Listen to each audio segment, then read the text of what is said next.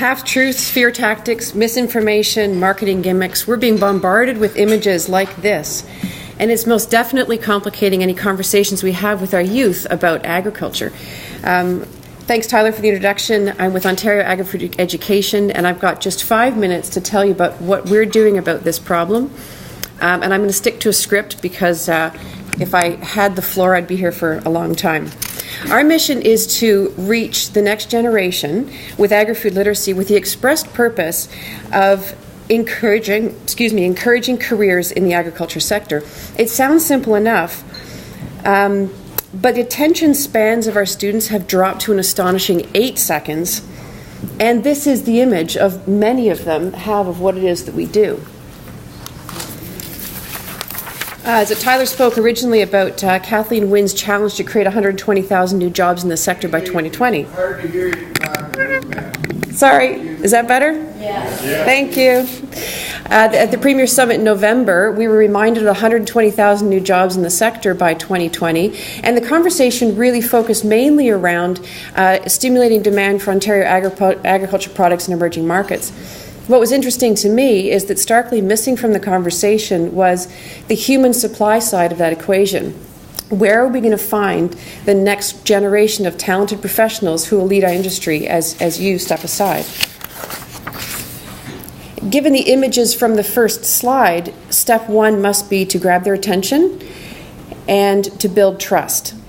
Ontario Agri-Food Education works inside Ontario classrooms, breaking down the barriers of mistrust. We teach the principles of critical thinking and encourage constructive dialogue, which will give students the tools necessary to be able to analyze, understand, and then make informed decisions about how they will consume and where they will invest their time and their talent. We don't mind what choices a student makes. If they choose to eat gluten-free or GMO-free, we don't mind as long as those decisions are informed and they know why they're making those choices. So what are today's youth like? Well, they're called Gen Z. That's our target. They're between ages of 10 and 20, and there are 2 billion of them. And by 2020, they will make up 20% of the U.S. workforce and 40% of consumers. They have their own culture, their own language. They have a truly global perspective. And this very busy infographic shows how they process information. Like I said, their attention span is about 8 seconds. Y'all still with me? I hope you're outliers in that area. Information is visual, easily accessible, and interestingly now we're not talking about mobile ready anymore with students, we're talking about mobile only. Gen Z, however, I will encourage you, they're a group of motivated, smart change makers. They have a hunger for honesty and transparency. They're skeptical of marketing gimmicks and slick. And what's super cool is that dork is in and cool is out. The nerds and the geeks used to be the outcasts. Now they're a trusted source of information. So this is our audience, and how do we impact them? Let's start by remembering that the next generation of great business leaders, policymakers, and consumers are stuck. They're held captive right now in our high school classrooms, and we have access to them. Important thing to note, though, here is high school curriculums are packed full, and in order to be able to get into a classroom and have anything to say, like be invited into the classroom, we must be curriculum linked. So everything we do at OAFE is linked back to curriculum. So we have a number of innovative programs. Our flagship, I'm going to highlight very quickly, is called the Teacher Ambassador Program. What we do in Ontario, there's a number of underemployed teachers, those who have graduated from Ontario Teachers College that are yet to be full-time employed, or those on the substitution list. We hire those teachers, teach them the basics of agri-food literacy, and then parachute them into Ontario classrooms with a toolkit called our resource library. The key to this program is that students are presented with factual, compelling information. They're encouraged to have constructive conversations and taught to think critically about food and about their choices. Then and only then can we begin to talk about career choices and paths to get there inside the classrooms. So this is our lesson library. These are all fully vetted out lessons with activities.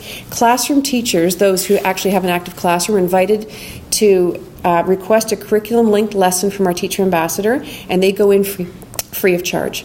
And notice that careers is part of everything that we do.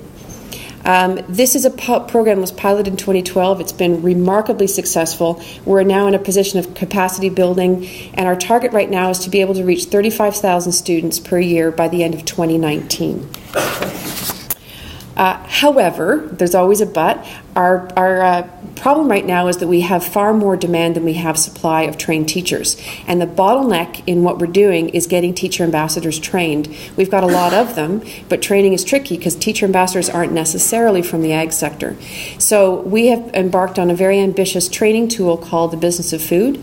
It will be a 25-module e-learning course that would follow the teacher ambassador library that I just showed you previously, and it will ensure that we can train our teacher ambassadors quickly. Because what happens is teacher ambassadors get in front of a classroom, teach a couple classes, get underneath the principal's nose, and what do you know, they get hired. The cool thing, though, is they take their agri-food literacy information that we've taught them and they carry it through the rest of their careers. So that's a real win-win for us. But if you know of any teachers who are underemployed, let me know. So what is it we need?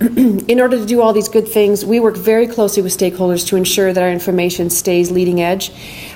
You are innovating so quickly and adapting to changing conditions.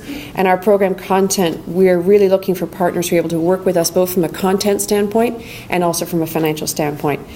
So if any of this is interesting to you, it would be my great pleasure to unpack this in more detail in a one-on-one meeting if that's possible. So I think that's probably the end of my time, so I'm going to leave you with this on the screen. I'll have business cards, but thank you so much for your time and attention. I very much appreciate it.